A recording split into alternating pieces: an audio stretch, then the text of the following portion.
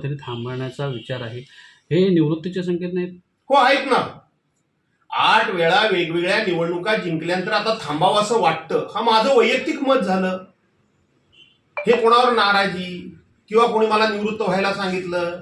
माझ्यामध्ये लढण्याची धमक आहे, माझ्यामध्ये संघर्ष करण्याची अजूनही ईर्ष्या आहे. काय झालं 2019 पासून ज्या काय घटना 2022 पासून ज्या काय घटना पक्षामध्ये घडल्या, मला असं वाटतंय की प्रत्येक मैदानावर जाऊन लढण्याचं काम मी करतोय. हे नाराजीचे संकेत आहे. ही नाराजी आहे. मी आहे त्या ठिकाणी ठाम पाय रोवून उभा आहे. ही नाराजी आहे. स्वतःबद्दल सातत्यानं सर्टिफिकेट देणं हे मला जमत नाही.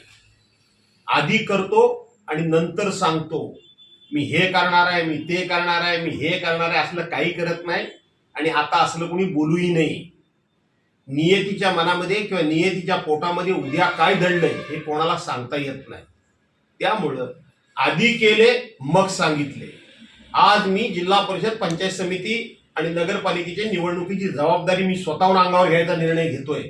माझ्या सहकार्यात ते मान्य असेल तर मी त्याच्यामध्ये उतरणार आहे. आणि उतरणार आहे तो असा तसा नाही उतरणार आहे, पक्षाला यश मिळवून देण्याकरताच उतरणार आहे. ही नाराजी आहे. याला नाराजी म्हणतात तर मला वाटतं घरी बसणं गप्प. कुठला नेता मला टार्गेट करेल? पक्षांतर्गत नेता कुठला टार्गेट करेल? मला का टार्गेट करेल? कशा करता करेल? प्रत्येकाचं कार्यक्षेत्र ठरलेलं आहे. कोण नेता मला टार्गेट करेल, का करेल, कशाला करेल? किंबहुना तुम्हाला कल्पना नाही, नेत्यांच्या मनामध्ये माझ्याबद्दल नितांत आदर आहे. तालुका प्रमुख म्हणून, विभाग प्रमुख म्हणून मी केलेलं काम, बाळासाहेबांच्या अष्टप्रधान मंडळामध्ये जे पहिल्या फळीतले 13 नेते होते त्याचे सुभाषराव देसाई आजही कार्यरत आहेत, पूर्ण क्षमतेनं काम करतायत. ते ज्या वेळेला मला भेटतात तेव्हा त्या चेहऱ्यावरचा त्यांचा आनंद मला दिसतो. रावते साहेबांसारखा लढवय्या माणूस, दिवाकर रावते साहेबांसारखा लढवय्या माणूस ज्या वेळेला भेटतो तेव्हा कोणी किती असले तर पहिलं, नाही भास्कर इकडे ये, काय तू परवा स्टेटमेंट दिलंस, काय तू परवा बोललास, तुझं भाषण मी ऐकलं, सभागृहामध्ये कौतुक आहे.